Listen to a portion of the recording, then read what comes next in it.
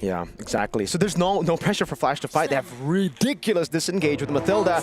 And yeah, as expected, purifies across the board. Also for Izanami. All right, we're finally getting into this. Oh, wait, hold on. Hades is walking up.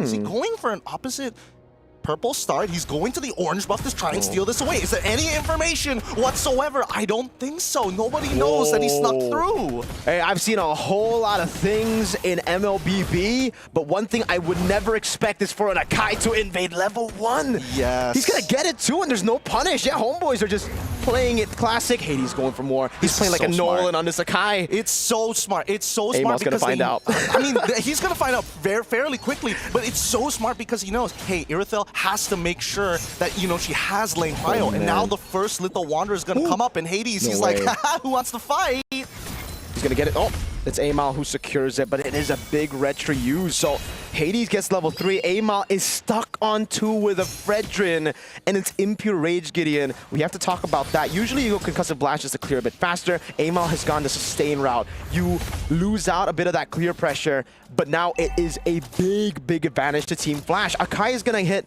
level 4 without even going full camps. And the worst part is that HomeBois can't even try and look for a camp of their own. They can't go for the counter invade, especially since Esmeralda is controlling the wave and already confirmed the position of Amal. Now, looking at the emblem set so far, everything looks pretty standard all across the board. A lot of Wilderness Blessings coming in from the side of Izanami and Ivan, knowing that they're not going to have priority, but they want to be able to keep up. And look at this, the way the Flash SG are just playing. You see the Juice in rotate over after getting that mid-pry that we were talking about. We expected them to rotate up top to help Vanix, but Vanix has just been playing a safe game as the Juice in starts to leash for the Akai. This is Turtle 1 guarantee of Team Flash. This is beautiful from the side of Team Flash. Very mechanical, very strict. Honestly, this is kind of reminding me of some of the good old days of how SG likes to play a very technically perfect game. Look at that, Vel zoned away by the Esme, the winning lane prio. I don't think they can contest this. That's an Akai with level 4. Tsunami Sam with a heavy spin there as Retribution comes in. Vel is just going to be pinned down. That's first blood over to Curtizi. JPL wants some smoke, walks. Purify from Izanami. He didn't want to get pulled back. Interesting. Vel, a pretty bad flicker angle there. Probably was thinking to get on the opposite side of Hades, didn't get what he wanted, or at least over the wall. First blood falling over to the side of Team Flash, and now they're just going to maintain this type of pressure. This is exactly what Team Flash has wanted for their early game. And I'm not even sure if HomeBois can actually... Oh, JPL with a jump on the flicker. MelQT doesn't have Purify here. No sprint either. It'll be a free kill over to Vanix as they go for more. Hades tanking up the turret. And it's a win for the losing matchup in 1-1. Everything is going as planned here. Ivan knocked up. They want to go for more, but it only just distracts Amal, who's already behind and will be even more behind, as Hades still has a full jungle. This is a beautiful early game coming out from Team Flash. I may be a big Malaysia fan bias here, but Team Flash, they're coming up with their own piece of artwork. Let's look at the lead so far. It's a 1.3K, rather small, but significant, especially when we're talking about not only the jungles, but now that Wanwan has that 500 gold lead, they're going to have a full component against MelQT, who opted not to go for Purify. Oh no, this could be bad here. Yep, they're able to disengage. Unfortunate for Vel, yeah. They get a green camp, but as you saw, they needed 4 members to take one away. Flash are still just going to have incredible prio over for the neutral objective, and because they've gotten such a big lead in the early portions of the game, I think Vanix, he can just shove this lane and rotate over to make it a 5v4. Yeah, the tempo is on the hands of Team Flash, and they're not going to waste it just yet, right? Next turtle is going to be contested by the HomeBois, it seems. MelQT, not prepared for this. Tsunami Slam over. That is a crossbow attacking in the Spire. A bit unnecessary, I feel, but it's all right because they get a trade over up top. And now it's up to HomeBois to look for a big fight. Let's give it the heavy spin to zone Hades away. And it does seem like Amal is struggling to take this. Hades walks up, gets in place, and wins out the red tree. The JPL rotates over. Two-man Ton as Hades is trying to escape now. Fell looking for the Vengeance stacks, but it will be Kurt who peels off of Hades. And it becomes a bad fight. A 4-0 start to the game for Team Flash. They go for more. A super long team fight. And HomeBois have no damage. Another pullback just to let Ken dance on Vel. So far, Team Flash really has gotten everything planned out from minute 1 all the way to minute 5. This is a disgusting bout. 4-0. HomeBois have 0 pressure. And all these...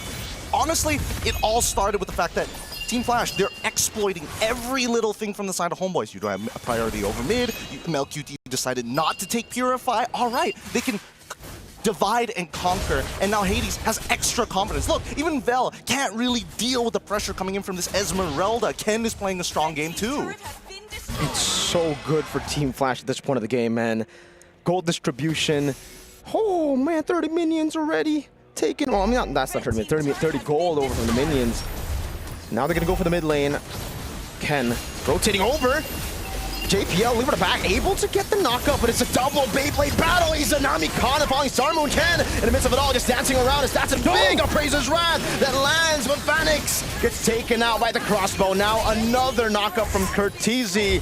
3-4-2. Team Flash looking for more now. 4,700 gold lead for Starmoon over to Mel. Good guiding win to get him out, but you can see that even with the photo, it's an advantage to Ken on the Esmeralda. The first 2 minutes of the Team Flash rotation really just set the tempo. And HomeBois, considering that they're playing an Irithyll as their gold laner, bro, this is going to take a long time for them to make a comeback here. 5,000 for Team Flash. They're diving past the first turret, and the comeback angle here from HomeBois now will have to come from them capitalizing on a Team Flash mistake, because we are getting to the point where the chances of HomeBois finding a turnaround increases. Team Flash took some hits and took a few losses there. Live view. There's a bit of a battle. So there is Slam over. Uh-oh. Amal walking way too aggressive right before Turtle. Yeah, not like that. You're not going to be able to find your turnaround in the mid-game 6 to 8 minute mark like that. So HomeBois are going to have to hunker down and accept the fact that it is going to take a long time for them to fight back against Team Flash. They can just continue this aggression, control the river, control the jungle, and most importantly, get the third and final turtle of the game. All turtles go to Team Flash. It's one thing being behind in the jungle on a Fredjin, but against an Akai, it's a rare sight, man. It really is unusual. JPL will get caught. They finally get something here of a trade when it comes to the turtle fights, but it's a roamer too. I think Team Flash are all right with that. They get a big resource out already with the Valentina taking a heavy spin. Hades steals the orange buff again. Oh, HomeBois. I don't know. I don't think the catch on JPL is worth a turtle and an orange steal. At this point, it's really difficult for HomeBois to actually push back into it, right? The lead is very, very clear. The timers are running out. And worse yet, Team Flash has almost hit that checkmate angle, right? 6.4k so far. And look at them. HomeBois are forced to stay together, forced to fight for every little objective, every little buff. So what we've been already talking about, the fact that HomeBois will already struggle to get back into the game through laning. Now, because they're sticking together, they're going to get less and less gold. It's going to be dispersed among... Oh my lord, that's almost a 3,000 gold lead between the gold laners. And it's supposed to be the counter match of JPL with the conceal. Able to play, able to go for a Tsunami Slam Vanish with the lockdown as well. That should be a free crossbow. Tang into the backline too. Ivan melting down. Has the Purify, but you cannot purify damage. Amal, massive Appraiser's Wrath, but he's a bit too behind to deal any damage. Holy shield. I mean, Team Flash right now is playing a strong fundamental game. Exploit the weaknesses, maintain that tempo, and utilize your lead against your opponent. Because you're not only so far ahead, but because your all-timers are just so much better. HomeBois have to use everything defensively. Every single time they react, it's a winning scenario for Team Flash. Man, Mel walked up and JPL felt no threat. He was just like, all right, I got you, fam. I'll walk back as well. This is Team Flash's, I would say, maybe this could be the explanation to why they were super shaky in SG. It was Zace implementing his style of MLBB into the team, and it took a while.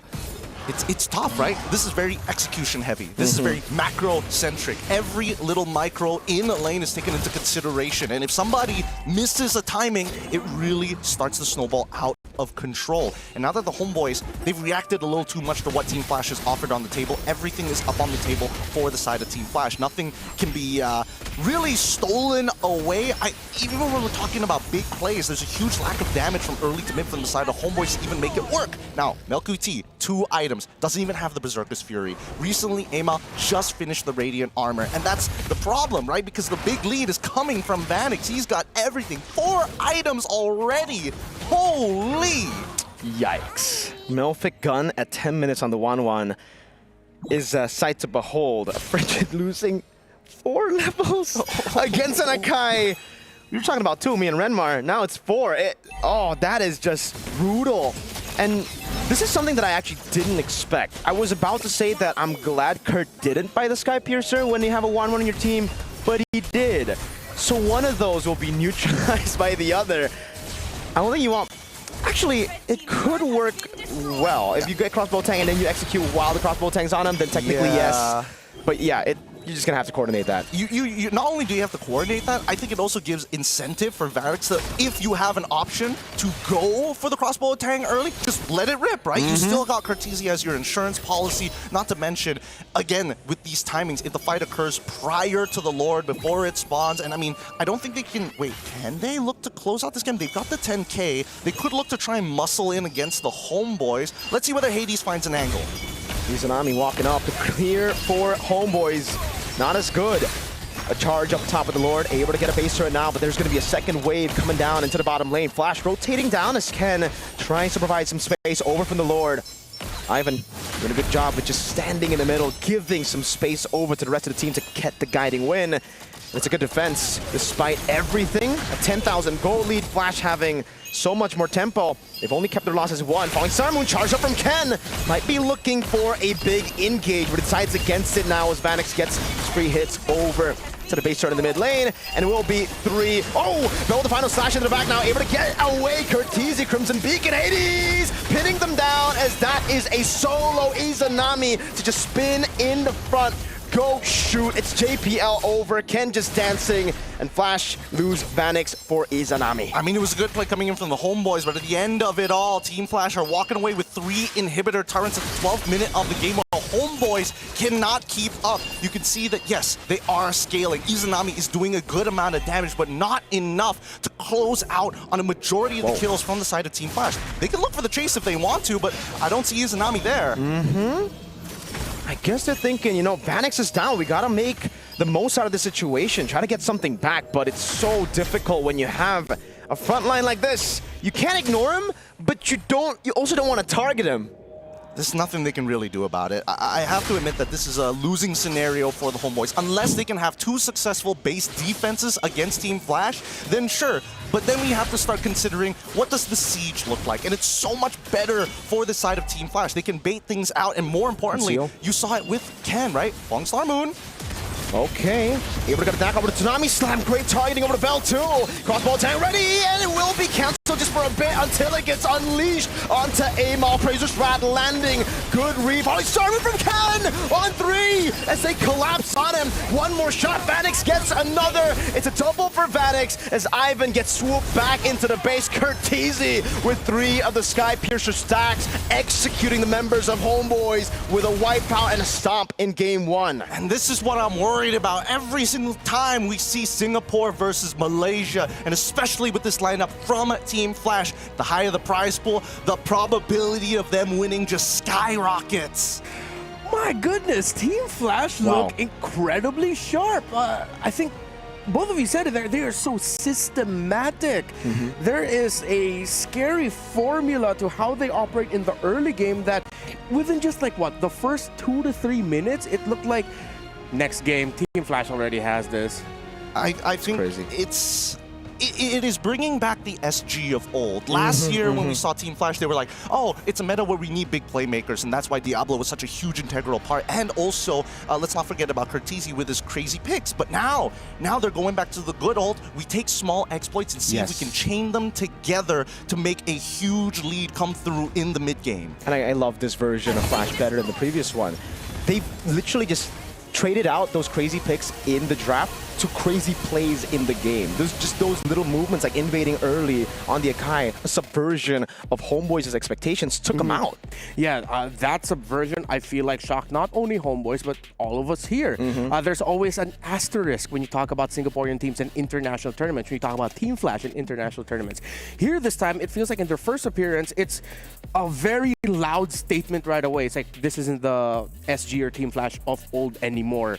Of recent old. It's more of like the classic Singapore teams of old. It's the guard, you know? It's the guard. JPL's been here for six MSCs. He's been here for a very long time. But the fact is, now, what is the adjustment coming out from HomeBois, right? Because Team Flash, they planned it from the very start. With a 1-1 opener on their side, the fact that they didn't pick their mid lane super early as well, they waited to see what HomeBois was willing to drop onto the table. And then, I think all of this could have been prevented had HomeBois figured out straight away, wait a minute, this Akai Hades has just stolen away our orange buff. Now we have to force vertical jungling. And they can't really do it. That vertical jungle was non-existent, right? Because he rotated over the top, and they decided to fight for a few camps instead of trying to look for other trades. But even then, I think it was just difficult because even if they decided to go for the vertical jungle in the bottom lane, Ken was the one having most of the prio. Oh, yeah. Oh, yeah. And again, we were talking about it earlier in the draft that the Esmeralda is actually going to be very happy in the hero matchup that he's facing up against. And with how JPL and Curtizi were rotating especially, it feels like wherever HomeBois wanted to go and get something, yeah, they were able to steal one lizard at the beginning of the game when they had to sacrifice the first turtle. After that, they tried to contest the second turtle, but at that point, Flash had enough control in the map, had enough of a little gold advantage that HomeBois were just desperate. Exactly. So really what it comes down to is find a way to force lane priority on your side. Be able to contest your opponents, especially when you know your opponents are looking to kind of force you in a non-existent, more so a scaling matchup, right? Here, it's not about scaling anymore. It's how far can we take our lead. And unfortunately, HomeBois kind of fell into that trap lane with only a single win condition rather than having multiple outs. Yeah, the single win condition was really just the Fredrin Arlet combo and Iritha winning lane, right? It's, wow, I was just, honestly, I don't really think this draft is horrible in any way. It's a very safe draft. It was just that Flash SG played it so well. Again, that little invade, that subversion of your expectation. You would never think that Akai, level 1, would invade your orange buff. Yeah. I mean, I do that all the time, but I die. Team Flash showed how to do it right. And from there, it just seems like they were operating, I was observing their comms. You could hear very specific shot calls. One guy wanted to go here, they'd be going, no, at this moment, you have to be here. So they're at that level now. Oh yeah, they're playing not only systematic, but they're trying to work like an absolute machine. This, again, is probably what Zace is implementing for this squad, right? He comes from a very traditional MOBA background, so he understands each step of the game has a timing that they want to hit. And if you don't have priority on one side, that kind of alters the plan just a little bit. So again, it also forces the team to play at a high execution rate. Because let's say Vanix ended up dying in lane. Oh boy, now we have to adjust. Yeah, this is what it feels like to... I feel like we are just witnessing generations worth of STEM-focused education. That's what we're getting right now from Team Flash SG. Yeah, I really want to go even deeper here to understand why they did it. Akai, level 1. You just, again, expect, why would you go level 1? I think the setup was already there too, because they understood, we actually mentioned this before the draft, or before we got into the game, 1-1 will win against the Iritha level 1. You have way more kill threat level 1 with the Inspire, and that's what I think opened up the window to an invade early. If the Iritha walked up, there was no way for you to actually outfight that composition level 1. Yeah, I feel like now, though, what the HomeBois are going to be looking at, yes, it wasn't a bad draft, but at the end, that's why I posed that question of which draft is actually easier to pull off. So maybe that's where HomeBois are going to look towards that, and maybe even more multiple win conditions. But it feels like, because of the ordering also, I remember both of you mentioned this, some picks could have come a little bit later, they could have had more room to adjust, but then with the first 3 picks already, it feels like they were just shoehorned into playing this way that Team Flash had enough room to adjust it in the second half of the draft. Yes. I mean, let's also consider that this may prove to be a potential exploit for the side of Team Flash, right? Because again, if they are going to be saying, hey, we want to be able to get Vanix on these particular picks, can he play every single gold lane pick? And because Hades, he's flexible. We know he can do it, and as long as they have a mid duo that's actually winning, things become a lot easier for them. I think now that HomeBois have kind of identified, all right, not only are they playing for mid, Hades is kind of a non-factor in a lot of these matchups because he can play this Akai in that 3-tank trio in the jungle. we need to make sure that Vanix has a bad matchup now. Yeah. I think you just have to lie. HomeBois have just been too brutally honest in their drafts. Yeah. Oh, wait, no, I feel like that's been a theme that we've had so far here at the From EWC. MWI? Yeah, sometimes you just gotta lie. Just lie. Sometimes you just got to be dishonest. okay. Yeah, we're talking about drafts here, Yeah. folks. We're not saying anything else. Don't cheat but- on your wives. Yes, that's a Especially at a concert. good. Hey, That's cold. that's cold. All right. So now for the second game, I feel like I think we're all in agreement here. Drafts-wise, HomeBois, be a little bit more dishonest. Don't show your cards too early. And I want to go back to one ban that they dished out on. Do you think that Tigreal ban was a little bit of an overthink? Because if they knew that they were going to be playing a Arlott, and that they stole away the Fredrin, and that most likely Team Flash are going to play utility, it's obvious that they were actually going to play a Kai. I think they were reading into JPL's hero pool a bit too much. They were like, all right, this guy plays Cho and Tigreal for the most part, right? From previous internationals in MPLSG as well. So they were like, take away the comfort. Even though it doesn't make sense yet, just take it away. That or Vel was like, guys, I don't want to play against Kalia as Arlet. This is a nothing matchup, but like I'll do anything to not be in that matchup. Let's get rid of the Tigreal instead. All right. So in a way, I feel like they were just drafted in the corner. It seems like the more we talk about this, we now have to look at Team Flash as they drafted this incredibly well. They played this really well. That HomeBois just, after they got their orange buff stolen, yeah, they just really had to think about the next game already. But here's the thing, right? I think that right now, a lot of this is relying on the cornerstone of Arlet, right? Where does Arlet kind of fall within the meta? Because Arlet affects certain heroes and can cancel out certain abilities, but Team Flash went around it, very clearly going around it. They could have gotten Farsa if they wanted to, but they instead went for the Zushin. Yeah, all right. So those are our notes of what could happen or what the HomeBois could look to fix heading into their draft for game number 2. But before that, let's learn more about Team Flash's journey heading into EWC.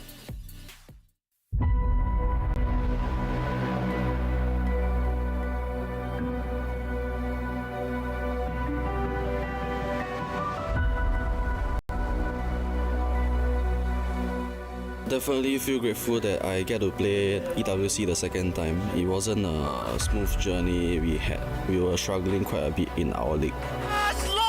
Takes Vanguard! Oh my goodness! By the face of Team Flash, almost being able to bring up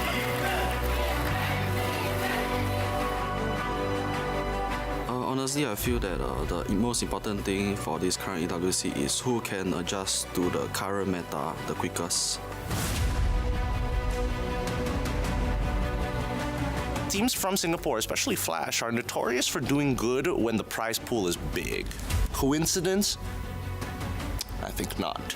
Got him! JPL now extending down. Vanix shows up. Vanix finds the kill. I feel like Team Flash is such an absolute wild card every time, and they always seem to perform in international tournaments. Last year, no one expected them to make it into the top 4, go on that deep run, and they did. They put Singapore back on the map. NIP Flash. Simon picking Big Bird's first blood. The NIP Flash. Without the best of 5, they send the HomeBois home. We are hungry for more.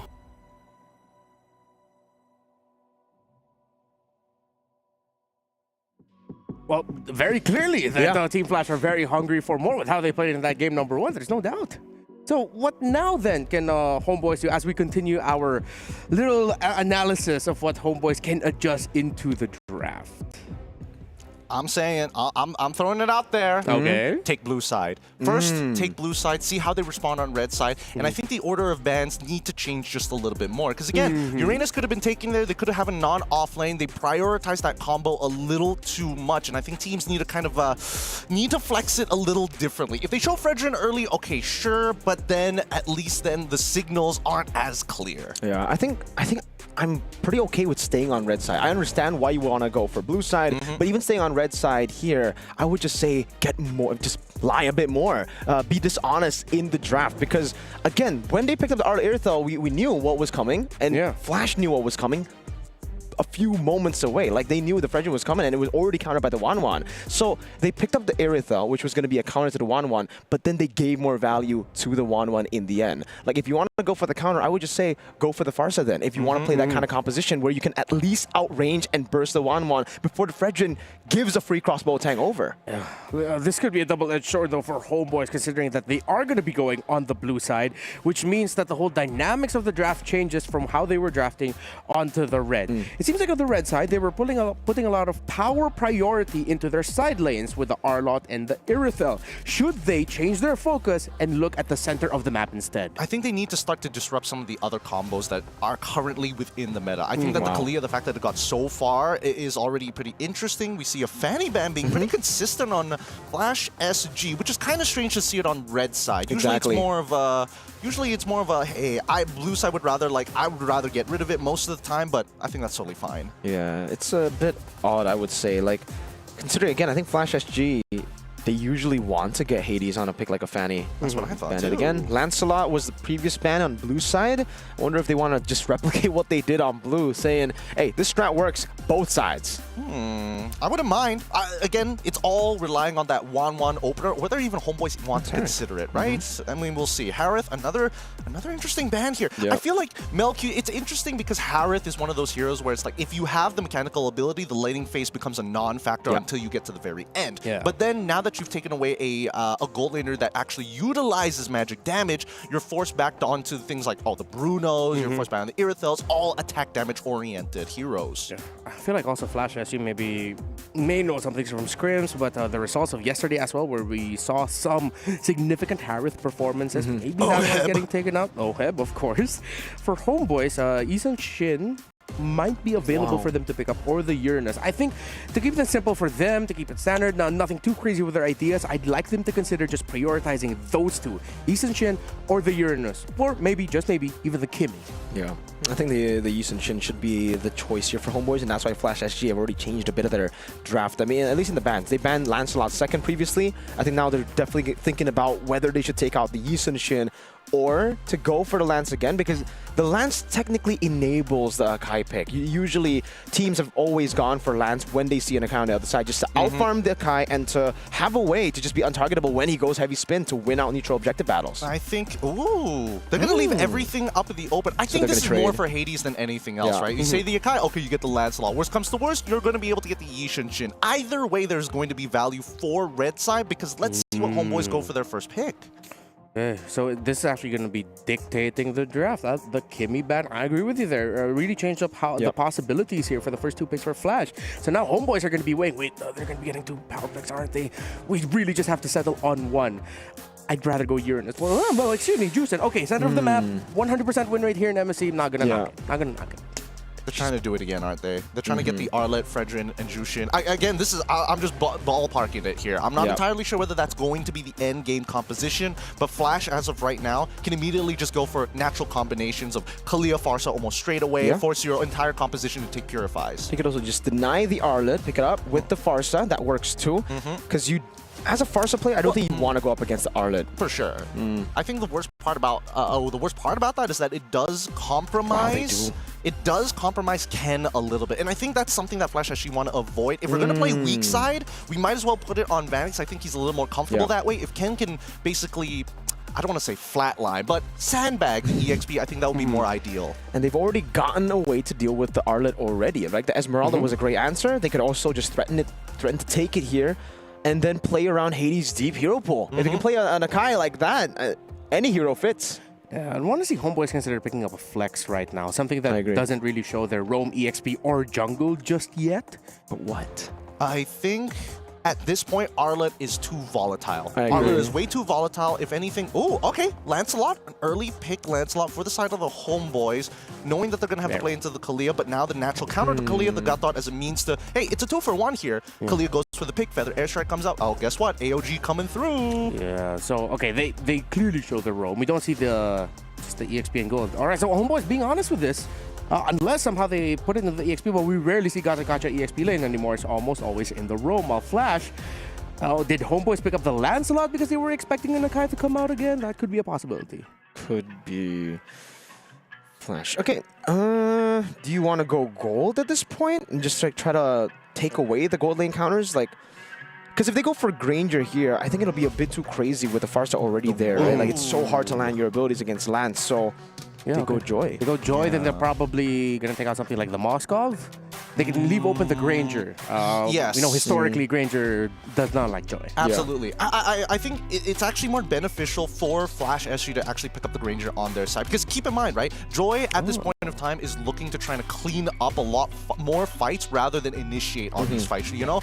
Because with the temporal changes, temporal rain, and old Starlium sites, you can go in and out, chunk you out, get your ult back, come back in and kill you all over again. Now, they're probably going to be playing for their mid-trio. Make sure that Farsa is strong enough to be able to launch the Feather Airstrike early, hold on to Kalia's ult, chunk you out, and then let Granger and as well as Joy look to start cleaning up the messes. Esmeralda ban, I feel like that's a little bit of a signal that they might be considering Uranus in the EXP lane. Or maybe even the Arlet themselves, right? We've seen that Arlet is actually a good way to deal with the Lancelot. If she keeps dashing, you just keep on getting those resets too, and you already have 2 members on your team with CC to go for more resets. You can just pick up another one later on, depending on where. Well, you gold lane with CC. Probably not then. Yeah, I still, they have one form of scale, well, technically 2 forms of scale of damage. I mean, Joy, full item build is still pretty ridiculous sometimes, especially if you don't have like Rose Gold Meteor or ways to kind of protect yourself. Even if sometimes. Yeah, even if sometimes. It does get pretty ridiculous. But hey, we see that the Uranus is banned out. It looks like HomeBois is, you know, taking it at face value, and Coach Zaze is trying to be a little sneaky here. Yeah, CC ban. Oh, I thought they would want to consider the CC for themselves because they already have, as you mentioned, really good scaling. They need something in the early around the EXP lane that allows them to apply pressure, that allows them to be aggressive.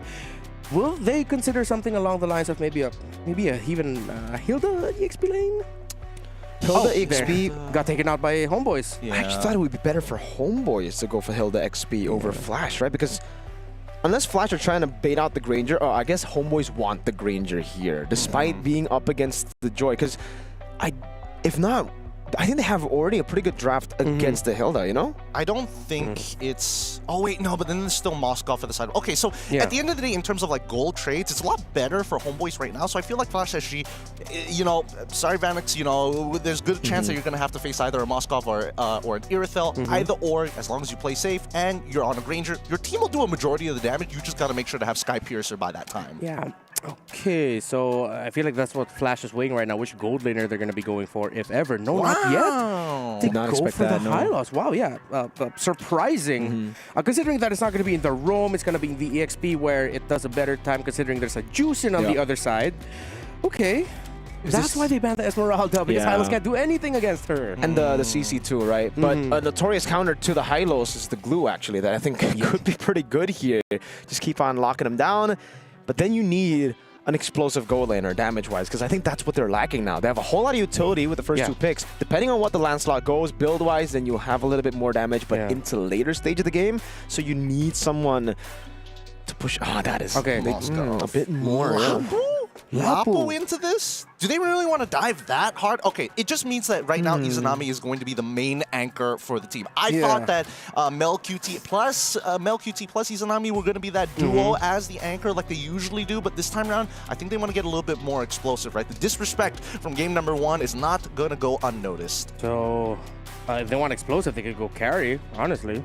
They already have a good zone out for her. I think the Granger still fits too. Yeah, the Granger. They have a lot of CC. Set up the Joy.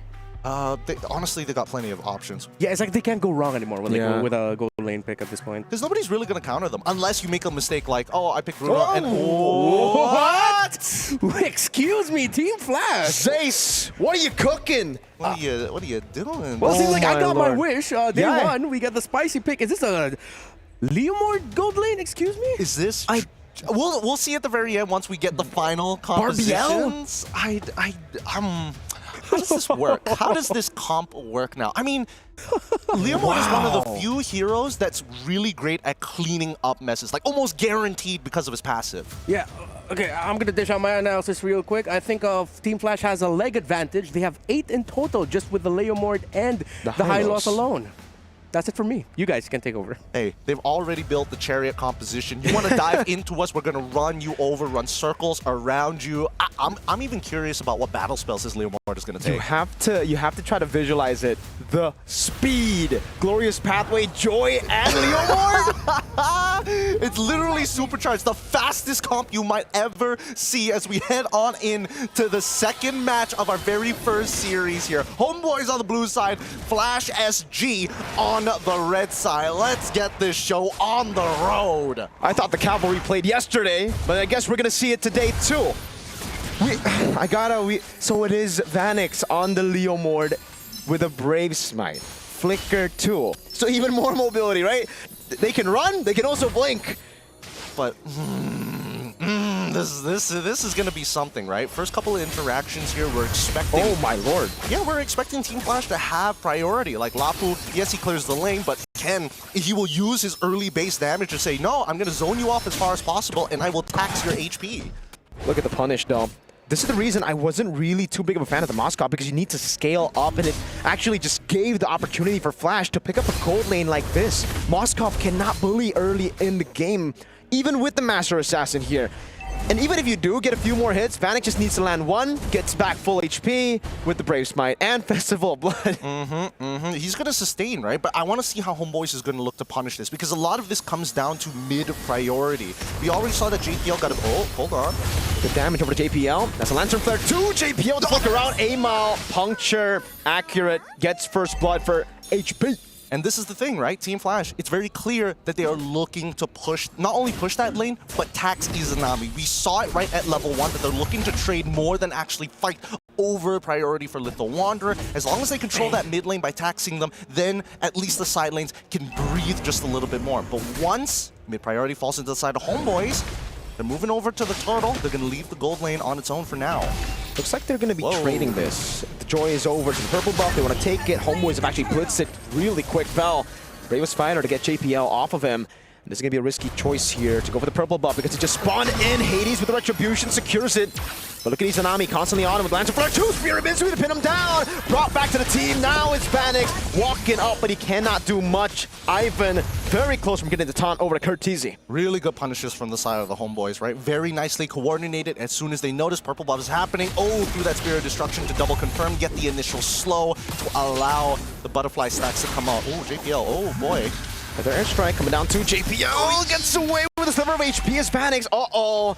This time doesn't have the ultimate to go through. Unfortunate timing. Okay, let's see how HomeBois plays this now, right? Because now that they actually have priority, they're going toe-to-toe, and they also have a little bit of a lead of their own. Tempo will fall into the Malaysian squad's hands. Team Flash now has to play a little bit more reactive to how HomeBois are going to look to move across the map. They know that the purple buff is already down, so they can pretty much track the location of A-Mile at this point of time. So, with Hades pathing towards that top side and JPL now hitting level 4, MelQT, still so greedy, does not take Purify.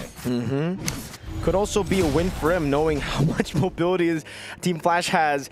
You gotta remember, the Purify doesn't really get you out of the constant slows too, so you need a bit more, maybe a Blinks here, trying to outplay Flash SG, and so far, it's been working for them. That mobility on their side has been able to trump Flash's mobility. And Vanix hasn't really been able to join the team fights. I guess they're banking on Turtle 2 then, right? Because that's his side of the map. I think... Turtle 2, sure. We'll see whether Vanix is going to be strong enough. I think that he will still need a Fury Hammer completed. Not entirely sure what build he's going to go for, whether it's just pure sustain or like, hey, we're going to scale until the very late games and then you let me get involved. But so far, oh no. Flicker out, already using the ultimate defensively. Now pure stun, Lantern Flare locked down. Tsunami Slam bringing him back now. It's going to be Ivan falling to the turret. Ken with a cut with the Glorious Pathway. Kill over to Curtizi. Zanami running away. And I think he should be able to get it done. Yes. Just walks out as Ken rotates over the turtle. Ivan for Vanix. Honestly, not too bad. And now Team Flash can look to actually play the fight without having to worry about the HomeBois looking to instantly have space with the AOG. Tree battle gonna be close. Phantom Execution. Cancel now. A-Mile. So able to get it in towards him. The Thorn Rose 2 with Hades. Wins out the Red Tree battle with electrifying beats. SOD lands. Curtizi falls to the bravest fighter of Vel as the Lantern Flare knocks Hades up. Vel gets away. And in this long team fight, HomeBois still can hold their own. Nicely done, nicely done. Honestly, well played coming in from Hades. He completely stops hitting the neutral objective, forcing the HomeBois to say, hey, if you're gonna throw abilities, make sure it's towards that turtle side because there's a large chunk of health on this turtle that I can't get through alone, especially when Amal is at 1 HP. Another attempt, that's a taunt. Oh, but he still catches Barbiel. Walks up over to Ivan, slowly but surely. Now dragging him back to JPL. Not enough for Flash to commit, but it is a good way to avoid what could have been a bad pick. I mean, we gotta call it as we see it. That is counter synergy right there. Pushing him back away from the taunt that Ivan was about to set up anyways. Like, come on. He knew that he was gonna be in one straight line because of Barbiel. Let's keep it clean here, HomeBois. Unluckily, no. Trying to go for the clear in the bottom lane. They will be able to do it. So now the big question is for Team Flash, when are they online? When can we see the Chariot composition fight HomeBois? Because it almost feels like for HomeBois, they're all right with this. They continue to scale. JP with the flicker, but it's only onto Ivan. Vanix has the ultimate, picks it up. Now to the back line. Cortese demolished by the bravest fighter of Bell, who's still going at it. Izanami in the minutes at all, falling to the music of Hades. JPL now constantly giving the sustain over to the team. No one has lost HP. Flash are healthy, and Mel's getting ran down. He's gonna have to respect this. Hades walks up 1, 2, 3, and won't go for it, but they will cut Mel QT off to get a turret. The counter dive is gonna come out. Wait, does Bell have all? Yes, he does. He's gonna be able to clear this wave, no problem. If he gets a kill on Varix, that's funny, but for now, he should be okay. 2-man stun, crazy sustain, Lapu Lapu. Lapu Lapu tings, you know what they say, you know what they say. Again, that ult is so short, right? He goes into the middle of that fight, uses the bravest fighter, and then walks back down to try and stop the counter dive from Team Flash. And now we come to that third turtle. This is going to be pivotal for Team Flash. Their ults are about to come back up. They need to win a fight. For the airstrike to start things off, the bravest fighter gets used up again, double taunt into the stun! SOD doesn't land, Cortese flickering and flying away to the other side. Izanami ran down by Barbiel as Hades continues to dish out damage. Cortese with a flag, but it's only onto Ivan. Mel QT picks up the kill. Ken taunted, but looking for the damage. Mel QT with the Spear of Misery, but actually displaces him towards the dash. And in the long team fight, it's 2 for 1. HomeBois on the turtle. Mel on it. Ken looking for a Hades. Has an angle to go for the steal. Walks up, doesn't get it. It's a retribution over by Amal. And that's another stun over. And we'll be able to find Ken. Another taunt over to Hades. With the music, he tries to get away. A few spears to almost take him down. Hades walks away. Beautifully played by the HomeBois. They weren't expecting that Hades was going to get back into that fight all of a sudden. They weren't 100% sure, but they used the process of elimination. And more importantly, they used Mel QT as a dangling piece of bait, hoping that somebody would eventually bite. Even so, Team Flash, they were very focused on what they wanted to do. They tried to steal away that turtle, got very close to doing so, but HomeBois is the better execution so far. I have to talk about the fact that Team Flash, their timings are so ult dependent. If they got no ults, they shouldn't be here in the first place. They can't go for these long sustained fights. Team Flash are kind of like, they're kind of a mix where they want to go for some, yeah, they really want to win out instantly, but it's just tough because like you want Hades to come in last, but you need the damage from Hades too, because the Feather Airstrike and just Vanix won't be enough. I think it really boils down to the HP difference. If somebody's put down to 50%, that's when Vanix is more confident to walk in. So they're allowing Hades and Cortese to just rip their ult as soon as possible to see how much they can get from it. But even so, I mean, that's when the value from Ivan's Revitalize comes into play as well. It's like, when is he gonna release it? It's a battle, mind game, and hey, Mel QT wins this one. He's been losing a whole lot of the crab battles, but he's gotten the green raptor over there, and Mel is very close to his item power spike, so the clock is actually ticking away for Team Flash. Once that DHS is available, Vanix is going to struggle, even when you're on top of Barbiel. I am curious what he's eventually building up to, but here we go. AOG, Crimson Beacon to Hades! Gets away just barely. Amal with a Thorn Rose, 1 HP, and Hades gets away. Now the re-engage for Glorious Pathway. Good stun from Vel. Lord spawns in, and they've baited out. 1-2 for 4 ultimates. So 4 ultimates of HomeBois, but they're going to be up quite quickly. And more so, they know for a fact that Team Flash can't just blitz down the Lord without committing a couple of their own ults. So HomeBois actually are fine with this. All right, we'll eventually get our ults back up. We can take our time. Vel, his ult is expandable. Amal, same thing. Izanami, you got to chill out for a second with Ivan. Okay. Amal, he's out of there, no problem. But you can see both Team Flash and as well as HomeBois, nobody wants to take first position on this Lord. HomeBois know that they need to bait out some big resources. Great CC immunity from Vel. Now a stun over. Bit of poke back and forth. They know Vel doesn't have the Brave Spider and they want to go for it. A cut down, but they are struggling to find a target, and now it's even. Both XPs lose out on their ultimates. Tsunami Slam over. Oh, what is that burst? Vel able to get away now. That's going to be Vanix. Walk it up. Getting the shutdown over. A full dive to the back with a chariot, but look at the bottom lane. MelQT still going for an SOD landing to the back now. Will he take it? It is an isolation of JPL. Spear of Misery from MelQT. One last shot with the flicker in. Ken gets the stun. Hades walks up. Mel caught in the back spot. Gets the Spear of Misery. Amal wreaking havoc in the back line as Vanix falls to a double kill. And Hades will be forced to run away. Mel 1 HP. One more shot to get him. He doesn't get it. And Flash are again almost wiped. Woo, down to the wire. HomeBois, as honest as they are winning out in this situation thanks to the economic advantage. Amal having enough items to be able to start cutting down the members one by one. Through the Blood Wings as well. Let's look at the replay one more time, because in this fight, right, that spear coming through, hitting that backline was a very big game changer. We thought he wasn't going to take it, but once Curtisi was in an awkward spot, wait for the last second, he walks down to the mid-river, bang! That's where they catch him. That was super greedy from Curtisi, thinking that, nah, there's no way he takes this. And everybody was scattered. They weren't on the same page. JPL wanted to fight in the front. Everybody was like, yo, bro, there's an SOD. And then I guess Kurt was like, you know what? I'm gonna help my boy. He's almost dead. He walks up and then he falls. But the rest of the team were like, dude, no. Please, they need somebody to fall back to. That's why anchors are huge in the current metagame. An 8.3k lead coming up from the side of the HomeBois. Oh my lord! Oh, where did he go? Where did he go? A magic trick from HomeBois. You blink and you miss it. Hades got sent back to the underworld. Now to Lord in the bottom lane, getting a full charge in. And I have to say, Team Flash, without a marksman, their clear is pretty bad. They're struggling right now. Ken's gonna be next to fall, right? No, drops the Revitalize at least. Ooh, 3-man knockup. And then SOD into the back line. JP over to Tsunami Slam, able to lock Ivan down, but there's still no damage to follow it up. MelQT just going at it with the spears. It'll be Vanix next in the chopping block. Amal walking forward with a puncture. And now MelQT locks onto the crystal. Let's get a full 3-game series, folks. 1-1 so far. I'm just shocked the fact that, I mean, HomeBois, they played kind of honest with their drafting phase, and then we see that final pick. Nobody saw it coming.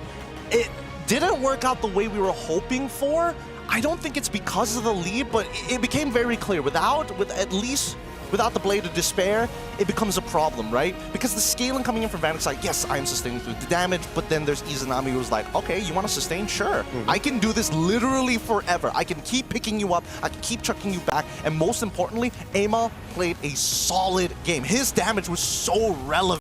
Yeah, and to help set things up for HomeBois in what was a very honest draft against a very local draft, it was Vel. He was a solid anchor for HomeBois to lynch on. He really felt like a Swiss Army knife for HomeBois at times, making the most out of the Bravest Fighter, the Raging Slashes, even the Landshaker stuns, becoming sort of like another roam option alongside Ivan. That was one of the stuns, landed incredibly well by Vel. I think in this particular game, like JPL, I was expecting him to be a little bit more up front to try and bait out the abilities from the side of the HomeBois, but it's just really unfortunate when you're facing off against things like Gatot, you're facing things up like Revitalize, and not to mention Vel, who has just CC immunity, multiple ways to disengage. The Tsunami Slam loses so much value, and MelQT is like, no Purify, win games. Yeah, he doesn't, no Purify, by the way. He went Flicker and he's just like, all right, no, I'm good in the back. And so, right now, I think for Team Flash, there's just no one to target there. Literally, you go for the Lapu Lapu, there's CC immunity.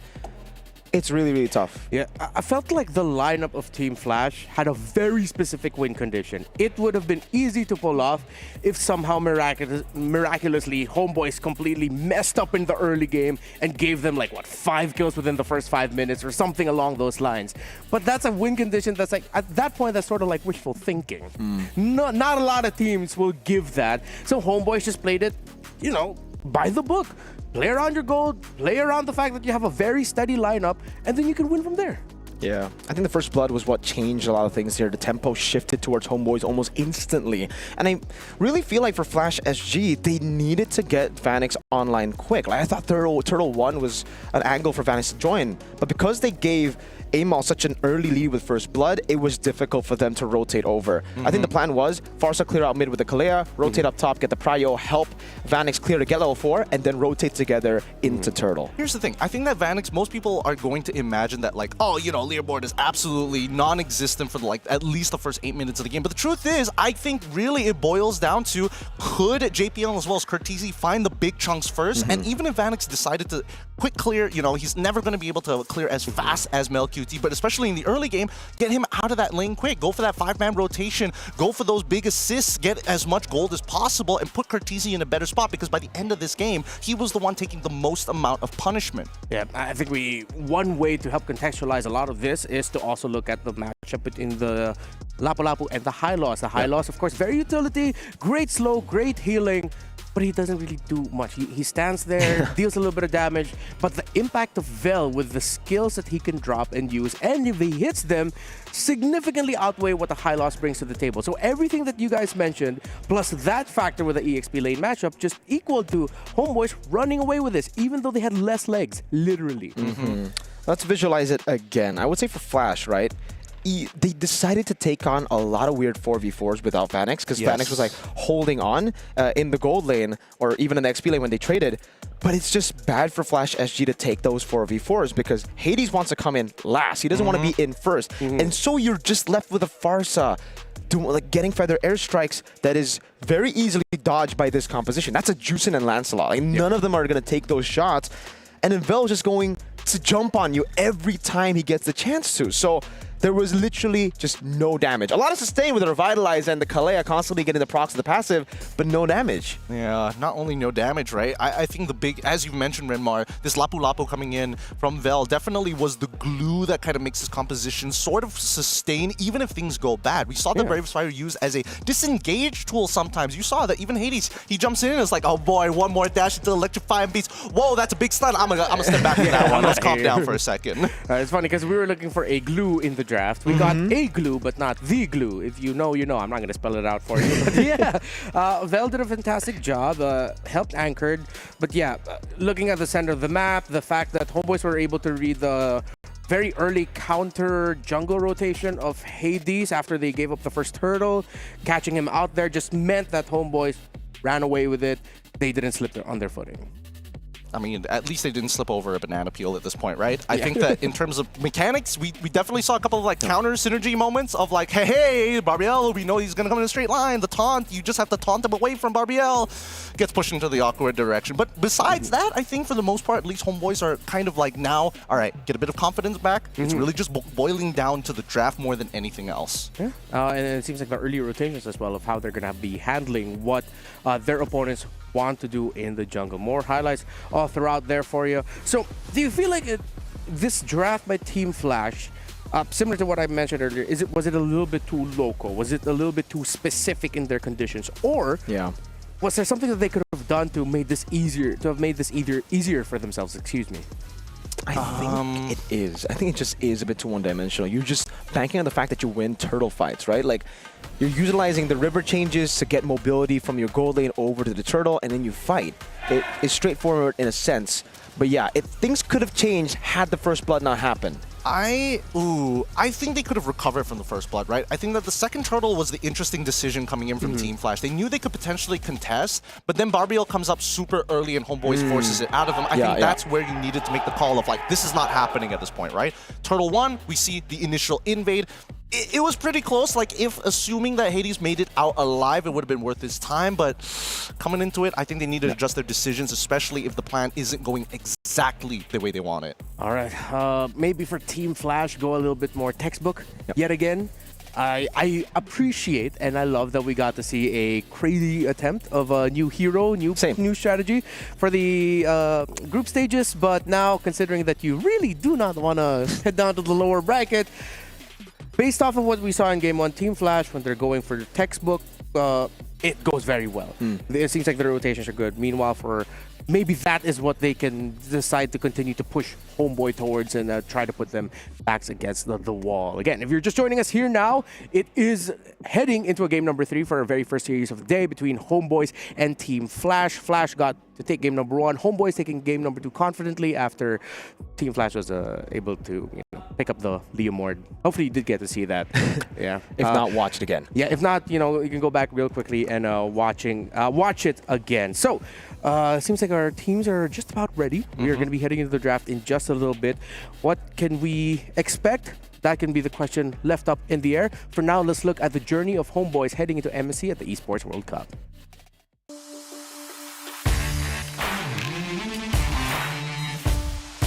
Hello, nama Melkiti, HN Melkiti dari tim HomeBois sebagai goal laner HomeBois. Bila kita orang kalah dengan SRG 4-0 and tu memang macam orang cakap yang kita orang memang tak ready, yang kita orang just nak pergi MSC, tak nak lawan, tak prepare lah nak lawan SRG, and cara kita orang overcome mungkin dekat kita orang tengok balik game and improve.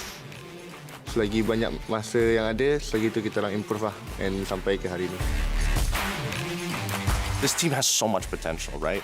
With a meta that is shifting into a more diverse style of play. That's the back line! But he's still going! The Lord is still alive! But the dancing! HomeBois! This is a completely different HomeBois squad compared to MSC 2024. I think they're really going to use that as motivation to show the world that MPL Malaysia isn't just all about SRG.OG. Don't forget about HomeBois too. It's a wipeout! HomeBois! Kita orang semua nak expect yang at least kita orang nak top 4. So susah sikit lah perjalanan tu. Just kita boleh bagi yang terbaik lah.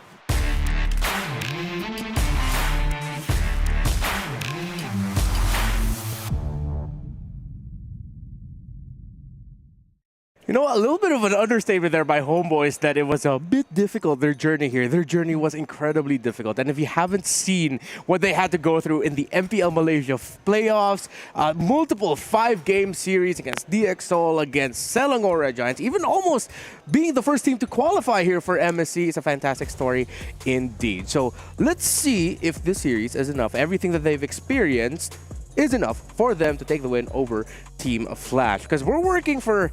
This is like the difficult part about analyzing a game number 3, wherein you're working from 2 very opposite sides of the drafting and execution spectrum, that you're just trying to find that in-between for both teams. So what is that in-between that we can focus on? Let's start on first with HomeBois. Okay, I think all of it boils down to, put on your tinfoil hats here, the fact that I have taken off my face makeup here. Without the mask, think about it, HomeBois were losing the game. As soon as the face paint came off, they started winning.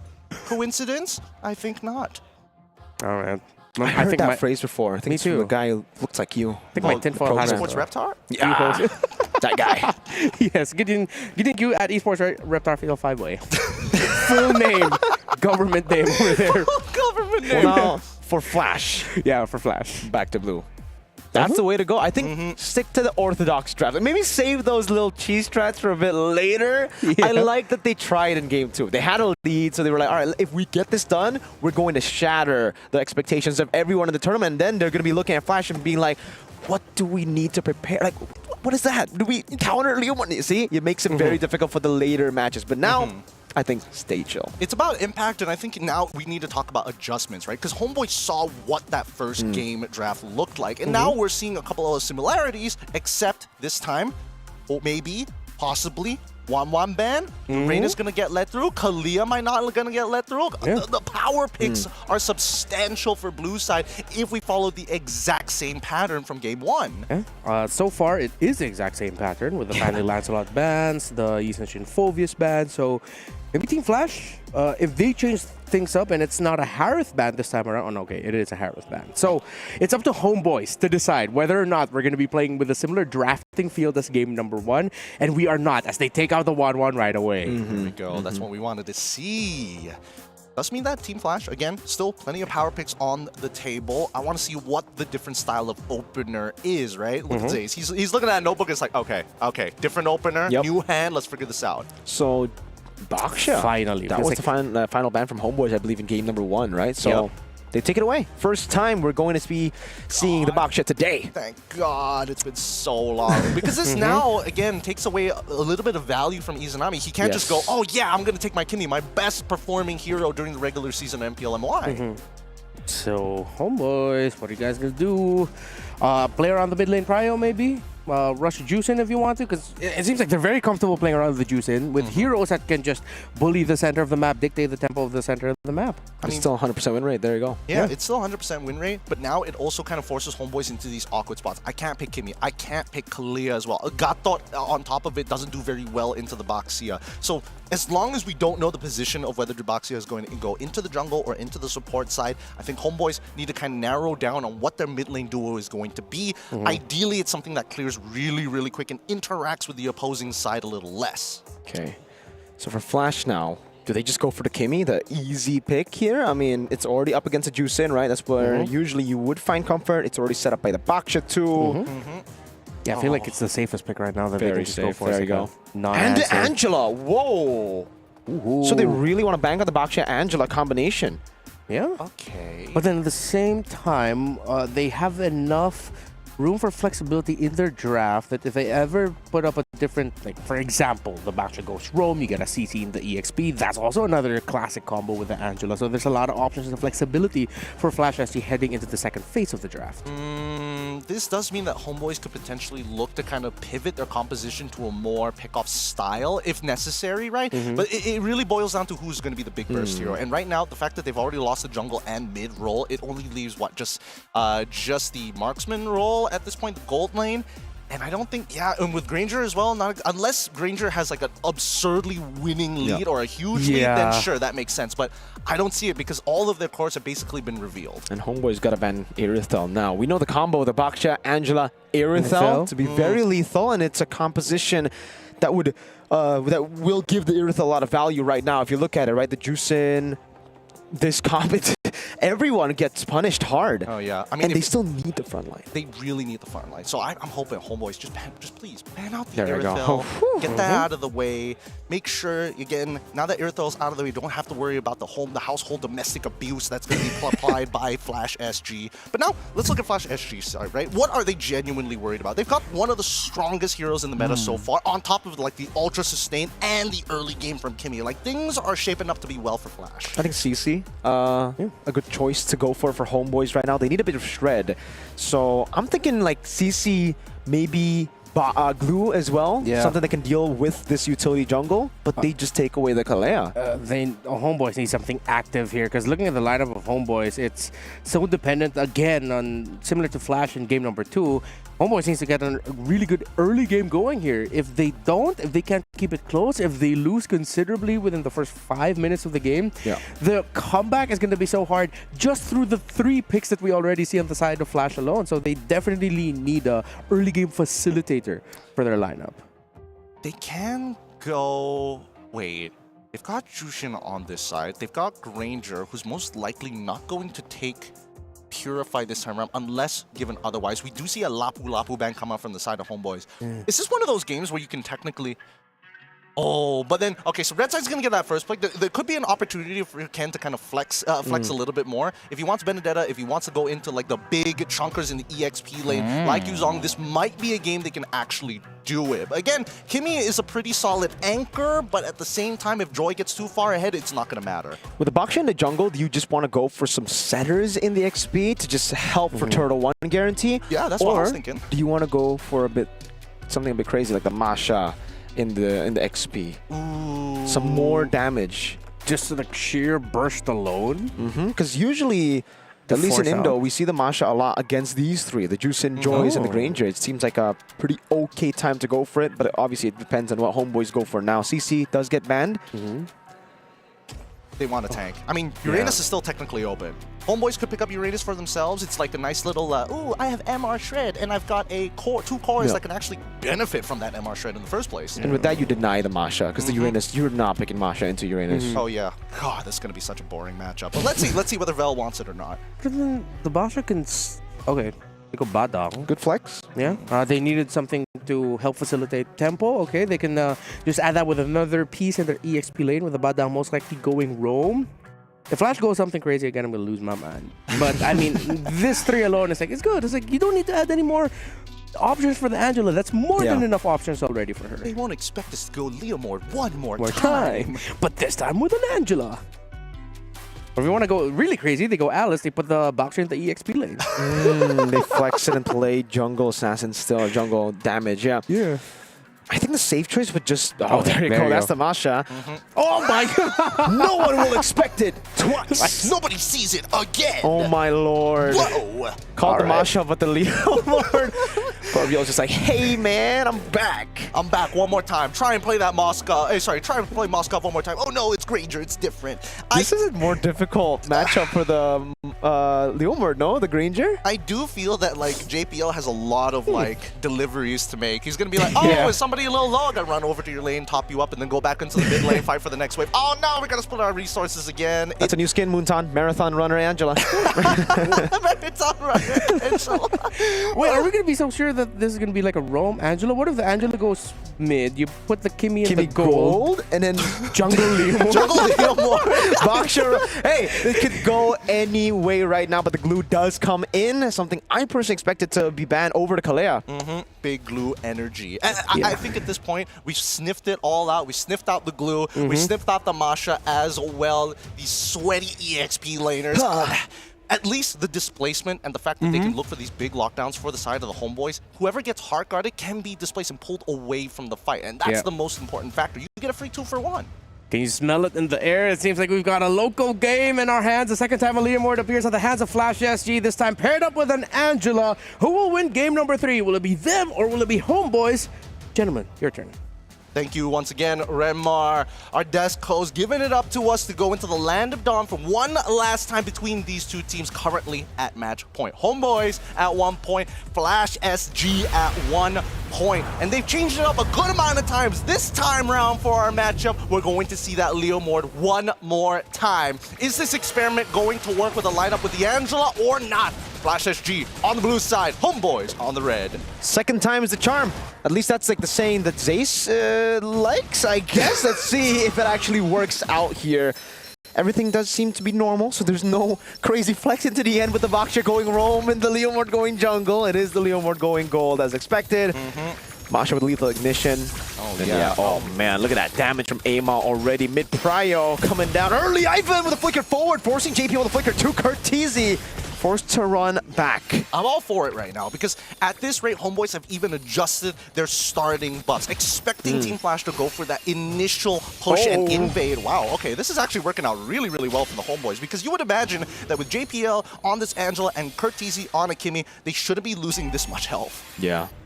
At least you can heal back, so that's a good thing. Bargain Hunter and the Inspire here, the choice for JPL on the Angela. And it's the Weapon Mastery, so don't expect Ken to be participating in a lot of fights early. He's just going to be farming up to be a monster. So Team Flash now, I think they might be playing more to mid to late with the emblems alone. Yeah, I'm more worried about Vanix right now because, like, in comparison to the Moskov matchup, like, this is a lot easier for MelQT to just go pew pew pew. I'm just gonna chunk your HP. What are you gonna do about it, sucker? Especially at level 2. Like, at this point, like, Vanix is a little nervous to walk up. Every single time he's thinking about the wave, he's just, I have to clear the wave. I can't even trade back. And it's so annoying because on the Leomord, you can't really last hit without shoving the wave. You throw out that big skill AoE, and it pushes the wave to Granger. Mel can just freeze it up. Hades with the shield unity. He's gonna lock Izanami down as immobilization as well. Big damage coming down. Amal is able to dash into the back now, losing a bit of HP. Pops in electrifying beats. Big resource. Let's see what Flash can do with it. Wow, they didn't. Okay, I mean, Amal definitely didn't want to die early there. He could have looked. Oh, hold on, another opportunity. Yep, this is the glue. Over to the back, actually able to find Curtizi. Knows he has Purify, goes to the back. Now Vanix rotating over. Something we expected from game 1, or sorry, game 2, shows up here to purify out from Cortese over the mountain. Now Vanek still able to push him back into the mobilization, and now it's Ken who rotates forward, gets the thunderclap, enables the kill. Hades gets away barely, and Ken thunderclaps Amal. And that's why Baxia is so nasty in the meta so far. Rapid Boots being purchased by Ken, going to be useful, especially after he loses a bit of HP off of the wave and can rotate and still maintain a healthy amount going into these neutral fights. Either way, this is, whew, what a game. It's so crazy, Gideon, because we were talking about the lane matchup for the Granger that should have been better. I think we're going to have to hold on that thought because both teams...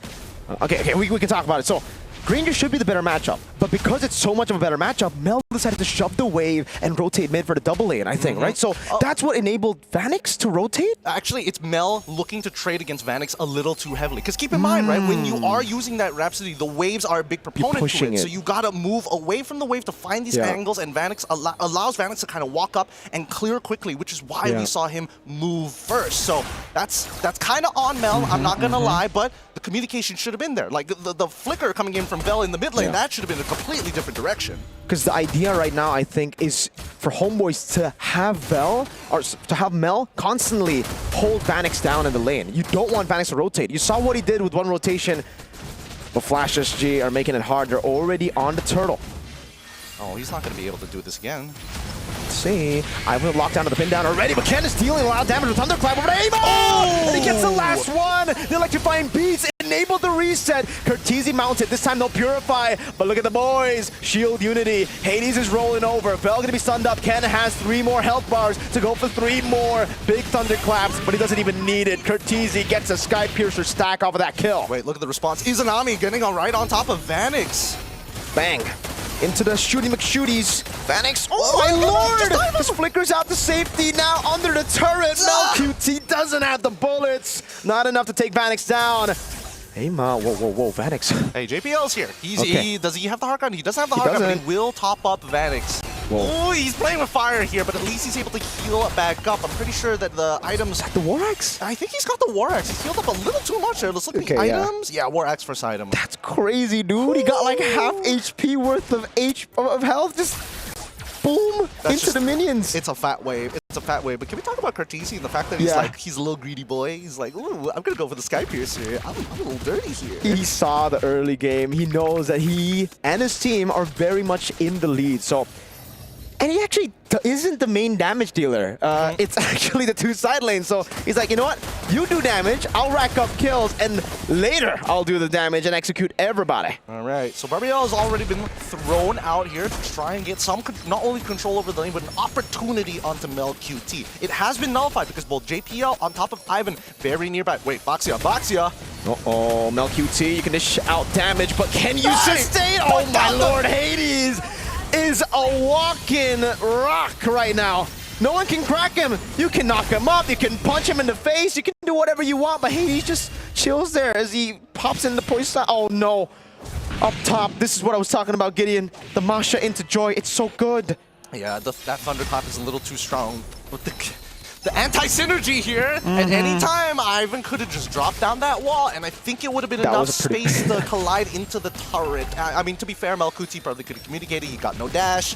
No, at least his flicker is back up, but let's see how they play this next scenario, right? Because ults are available. Look at Vanix. He's setting up for a proper flank here.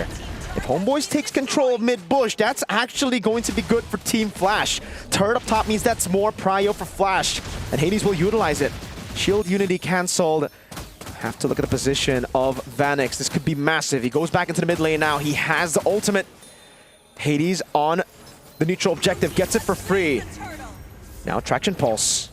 Okay, HomeBois just give it. Yeah, I mean, you might as well give it at this point, right? A 2.5k lead, honestly, you need your team to actually scale a little bit more into this game before they're actually relevant, and most core items haven't been built in the first place, and I think that's what they need the most, right? Amal has already taken 2 deaths. Hades has a full level lead on top of having 5 assists plus a kill. Oh my lord, again the Thunderclap, this time not enough damage to get the reset over, Fel. Looking for a possible pick, but he knows better than to go in. They know there's an Angela on the other side just waiting for a hard guard. Yeah, it's just not worth their time, especially with resources on the table still for Team Flash. Right now, in terms of like resource trading and alt economy, it's so much better for Team Flash rather than the HomeBois. A lot of these fights aren't without much commitment, because Ken, he doesn't really care, right? Just take my HP bar, give me my resets on my Thunderclap. I will take you on every single time, and Amal, he's really struggling with it. Very much so. Right now, I think the big concern isn't really... It's just Pen. They need Pen, dude. They need to get through the healing and the sustain. Plus, obviously, how tanky Hades is. Yeah, it's... I don't think we're going to see HomeBois actually threaten the front line of Team Flash, which is the Baksha, up until we get like to 10 minutes, maybe. I'm thinking 12, considering how Team Flash likes to eventually, when they have a clearer lead. Like, let's see when they get to the 5K mark, right? Oh, hold on. Yeah, Ken is kind of cooked here. Has to flicker out, but will just be initiated on now. He does a lot of damage over to Izanami, at least. It'll be Amon to pick up the kill. Now Fist Crack over JPL! Flickering out just in time. HomeBois pushing the pace. Excuse me? How much? Yeah, I would like to see the items. What is Ivan building right now?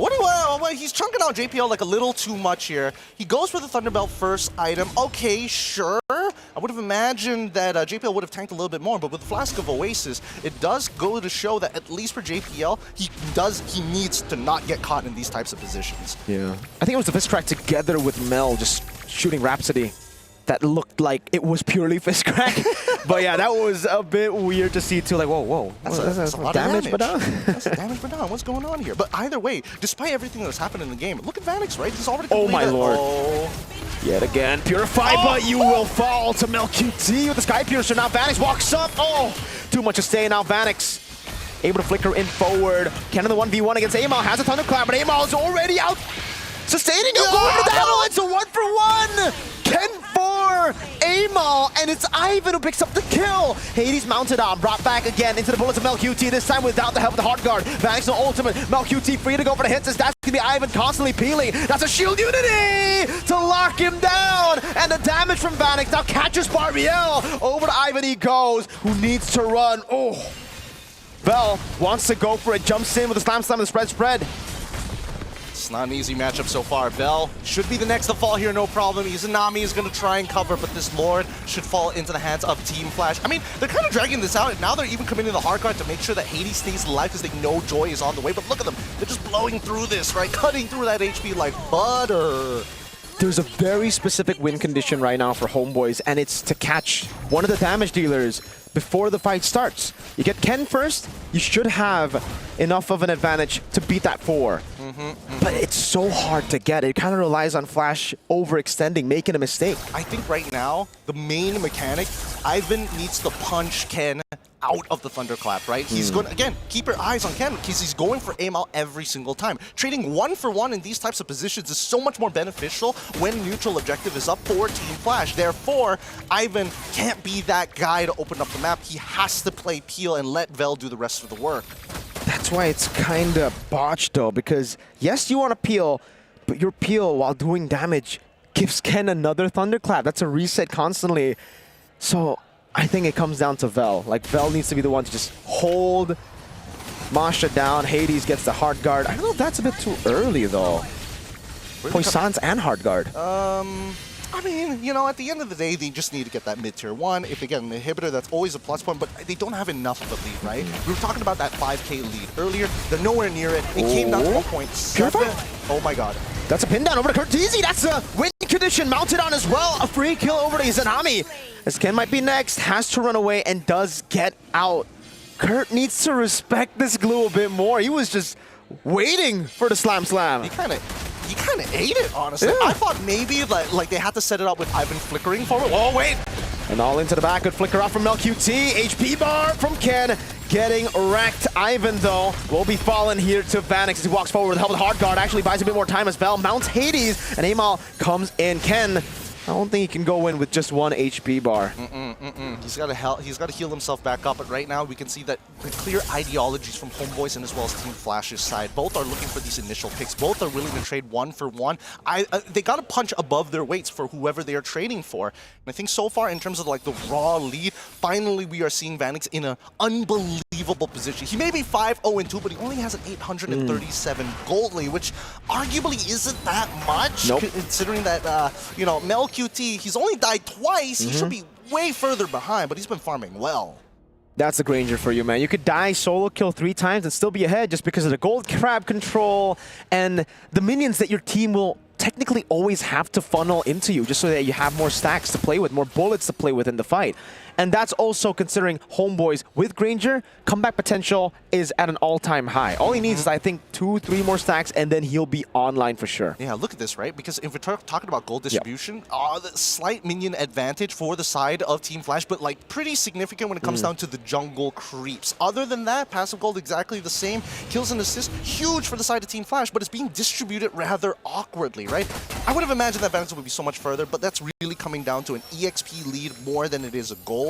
At this point, with 3.2k, let's see how they roll the dice. This 50-50 is all about map control.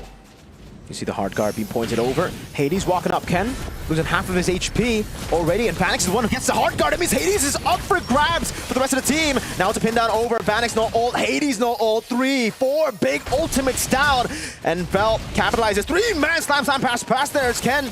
Walks up, but will just be peeled off. Ivan gets a fist crack down. Ken very low! Almost a Sky Piercer stack for free. Vanix flickers out of the mount that could have brought him back to the team. Wow. And HomeBois have just baited out all the resources, getting tier 1 mid. Yep. Very powerful position that HomeBois is currently in. And more importantly, so they played that so patiently. Even Vel, he could have quickly just hopped onto any of the 3 targets that he pushed back into Team Flash's own jungle, but waited until the very end and got battle spells for it. So the value that we see from HomeBois right now currently is within this next minute and a half. Vanix, though, he has his ult ready. Everybody's got their ult ready, but without those flickers, they can't make significant plays. They need HomeBois to initiate. It's about the small windows for Team Flash. When their abilities are up, when they can actually go for a fight, a winning one. They need to be very clean with their engage. They can't just randomly go in because HomeBois, I mean, it's visible earlier. They can disengage and engage back so quickly. Cortese has to respect. Oh man, the poke from Mel. He can get topped up from the side of JPL, and I think that Cortese, the only thing that's making him confident is the fact that he has his Purify available, right? And for now, he wants to walk up, he wants to try and get a reaction, or at least a flicker out of the side of the HomeBois, thinking that he may be able to outplay it. Vanix and as well as Mel QT, honestly, pretty close when it comes down to the damage ranking. Not too surprised that Mel QT has more, but now, Lord already put down to 1/3 of its HP. It's going to be a retry battle. Hades forced to go in, but it's just a shield unity. That's going to be the hard guard as well, but that means Vanix is actually pretty free. Ivan, 3-man pin down now as Amal is forced back there in the back line. McKen fell and Amal out of the fight as now is giving the fist crack desperately. Vanix picks up a monster kill. 2 members have to recall. This is a green light for Flash to take the Lord. And they can't slow it down either. Team Flash really, literally bulldoze their way to break the battle formations from the side of the HomeBois. They need to kite together. They cannot allow to get split in half. Flash are not going to go for the Lord. What? Amal goes in, finds the kill. Izanami gets wiped down as well. Mel QT kiting, able to flick around, and the traction pulse not landing. Now Vanix will flicker forward. Mel pops into nature. Vel, can he peel for the marksman? No, he cannot. Cortese with the Sky Piercer kiting away. Vel with the flicker forward. That's a purify to get rid of the stacks and to put Vel in a tough spot now. It's a mount over to Hades, but Hades just bringing him over towards the base. Another way to roll in. Vel, good night, buddy. Wow. I did not expect Vanix to have so much value, but once again, break through those battle lines, have an Angela on top of you, Winds of Nature, trade your flickers, doesn't matter. Vanix, full item build, and unfortunately for Mel QT, no matter how many shots he's landing, the Heart Guard just tanks so much. The sustain, too good. But now the big question for Flash is, can they siege? I think they put, well, I think they can, assuming that Cortese hits a mega ult. He needs to hit a traction pulse of a lifetime.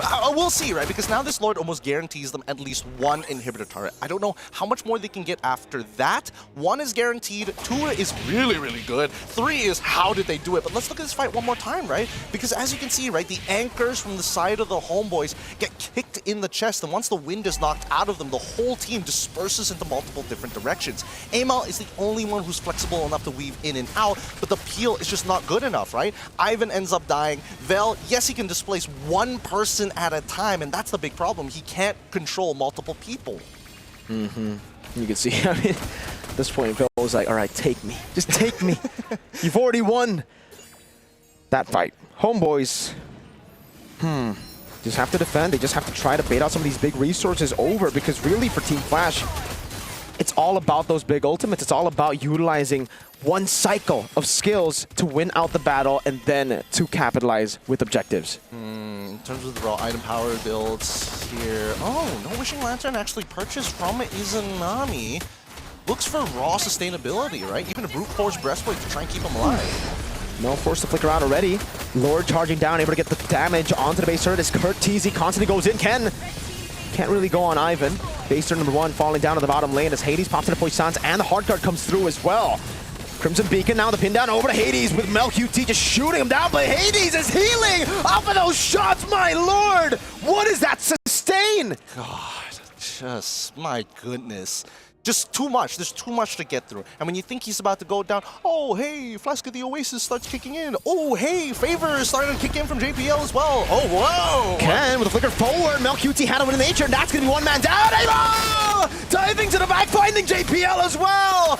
Amo with a big play. That should be a free triple. No flicker for JPL. He jumps back in just to give another to HomeBois. And now it's Team Flash on the back foot. One man. And it's the Leo Mord. Hey, somebody's got to go back. They got to clear those waves. 2 huge waves are starting to collapse from top and bottom into HomeBois' space. While Team Flash, if they can just get rid of that wave, that'd be great. Barbiel coming through. That's a Lantern Flare over to Vanix. It's a cannon minion. 10 seconds on Ken. Hey, whoa. Look at the small caster minion coming down as well. Vanix able to clear 1. Look at the caster minion. That could have win them the game. They need to tank this up. They will be able to. No one gets cleared up. 2 seconds for Kurt. Ken, can he walk up and clear? No, he cannot. HomeBois pull off the 1 straight push against Flash as